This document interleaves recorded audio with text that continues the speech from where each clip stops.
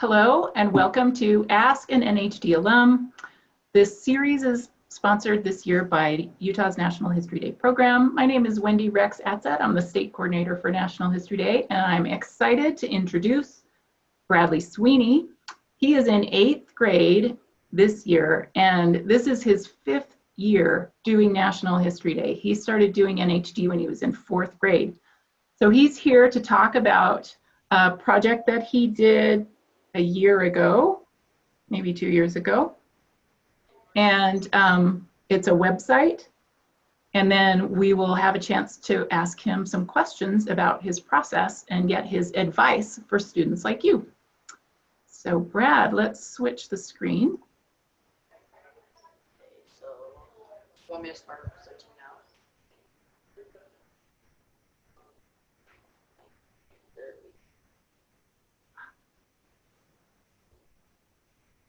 Okay.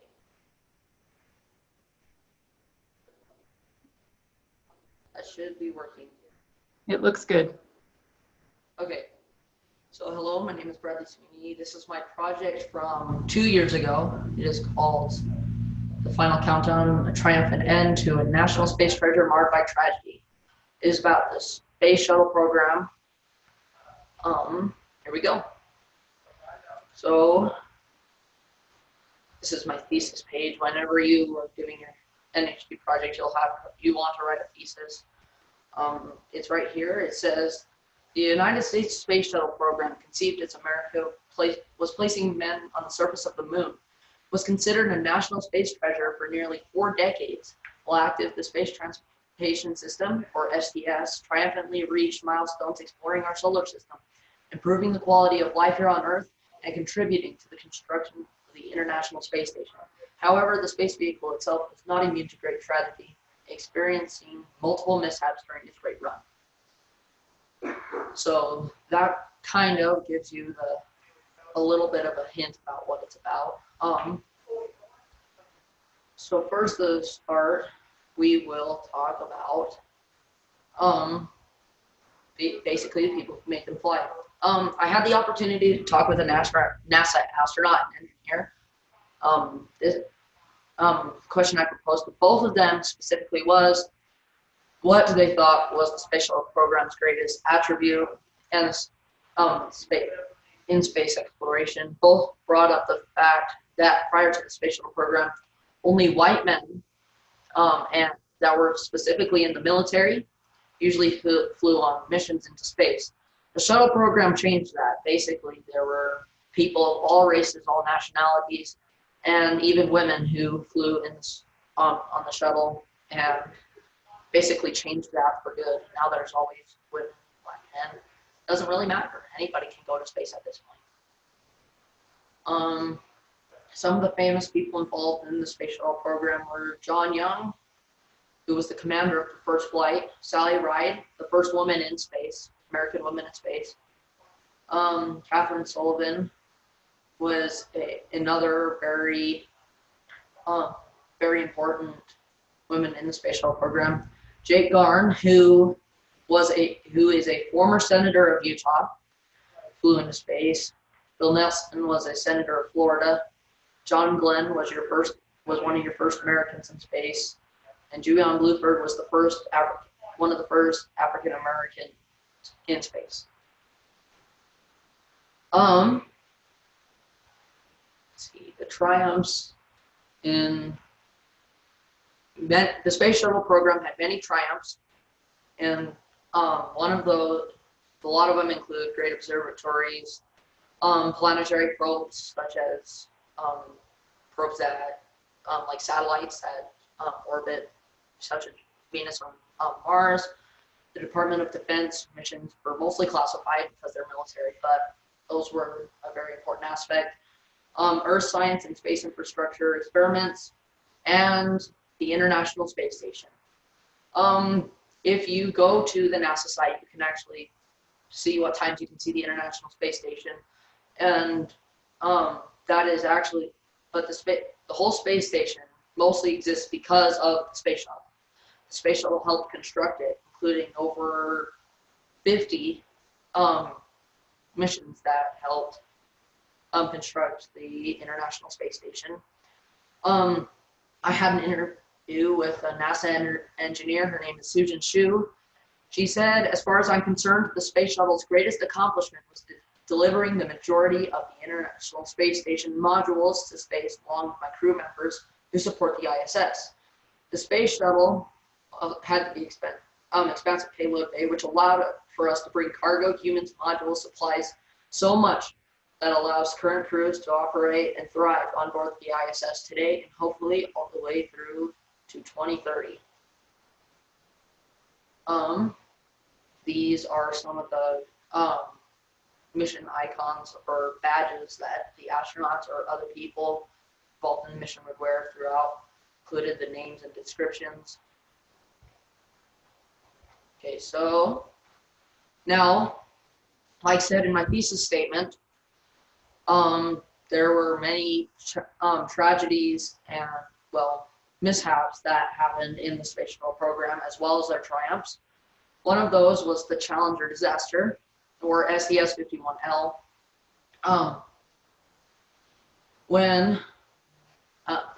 During this time, the United States was under pressure to launch a space shuttle, right? They were planning to launch 16 to 20 missions that year. They definitely didn't make the requirement. They were launching around 7. They were launching around 1 every 2 or 3 months, which was not good. They were definitely not meeting their goal. So they were definitely under pressure to launch this, and this eventually was one of the factors leading into the Challenger disaster. So under pressure to launch, because not only was this a important mission, this was a very important mission because it held the first private civilian to go into space. Now, usually when you think of an astronaut, you would somebody would, like I said before, a lot of people were in the military, involved in the military, going into the space program. They had to fly. They were in the military. They were trained basically. Now this certain flight held a teacher. Her name was Mccullough. This was NASA wanted to get this flight up in the air because she was the first teacher in space. Sadly, because of that pressure, multiple factors, including, which I'm just going to explain to you now, sorry. In Utah, there is a company, or a former company called Shuttle. Okay, they worked with space shuttle parts manufacturing.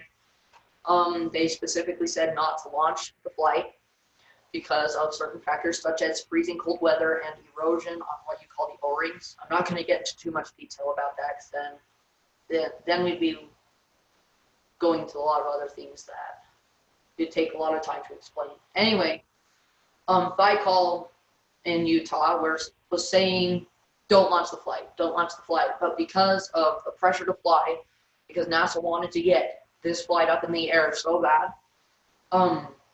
a lot of factors played in, and eventually, sadly, the shuttle exploded in the middle of the launch. Another tragedy was the Columbia disaster. We won't get too much into detail of that one, but it was also caused by a problem that was lingering across, that was always happening during the launch.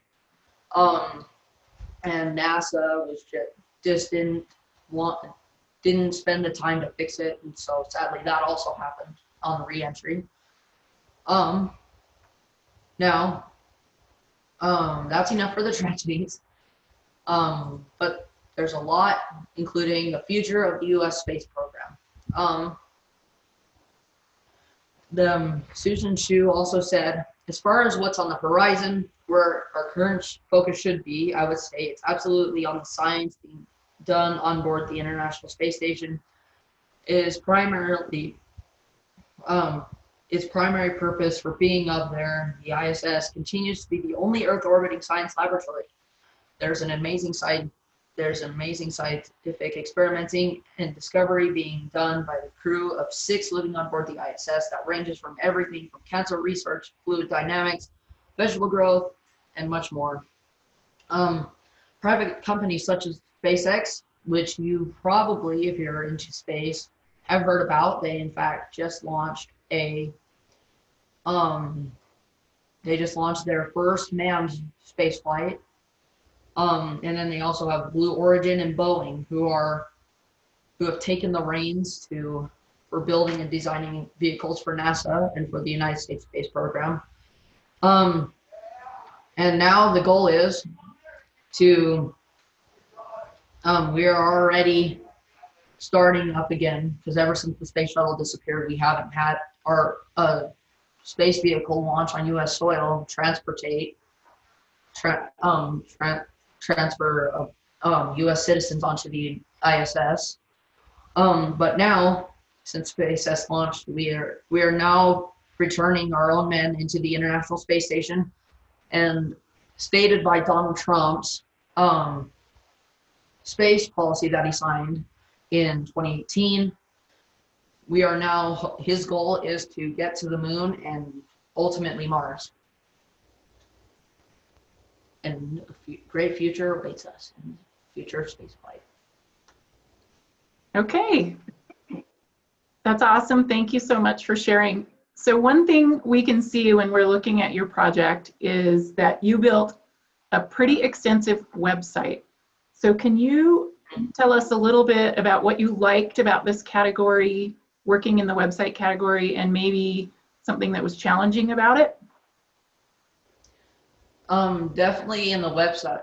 Well, first I'm going to start with the challenges. The website category is very competitive. You have to have a really good website to get through. But yet, a website allows you to do so much. Like it's basically like an online exhibit. You can add on pictures, you can put in text that you couldn't do with certain other things like a paper or performance that have certain limits. Well, a website, it has its limits, but it yet is very, you can do a lot with it. Okay, awesome. What is your #1 tip to other kids who are doing an NHD project? What's your one piece of best advice? Get started and always visit it constantly. If you start early, you have more time to work on it. And if you just visit over day after day, over and over, and add little pieces over time, it eventually gets bigger and better. And just keep doing it up to the day of the competition, because then you have a really good website or whatever category of project you're doing that is really well prepared. Mm-hmm. So start early and work on it over time. Mm-hmm. Great. What led you to choose this topic? Do you remember? Okay, so I definitely these are the two biggest factors. I love space, I love science. History, obviously, I love. So, and then when these three topics went together, it led to this project. And also, when I was young, my dad would always tell me stories about watching the launches on TV live, because he lived where he could see the launches live. And then he also told me about certain disasters, like how he witnessed the Challenger explosion. The day that he happened, he was at school, went outside to watch the launch. Sadly, it exploded. But I remember him telling stories about that to me, and I found that very interesting. So did you think of it as a history project, or were you kind of excited to be able to do a history project on a topic that was already really interesting to you? I definitely loved the fact that it was somewhat familiar. But I loved how much it surprised me throughout research. I thought I knew a lot, but then when I go to research it wasn't. So it surprised me a lot. So yeah. What kind of primary sources did you find for this project? When I went to one of my major sources was going to the NASA website, nasa.gov. One of the major sources I would find were mission logs, disaster reports. A lot of primary sources that were wrote on the day of launch or on the day of return. They were very helpful. Okay, this is going to be my last question, but thank you for starting us off with looking at your thesis statement and how that sets us up to understand what your project is going to be about and what your argument will be. Do you have a sense of how many times you revised your thesis statement over the course of working on this website? Countless. You can't count how many times you want to go through that thesis statement. Yes, that was one of the first things I did, but I always went over and over and over and made sure it was spot on. Has to be spot on. Did you find that your sense of what your argument would be changed as you did your research? Like you learned new things and that changed what your thesis statement needed to say? In a way, yes. In another way, no.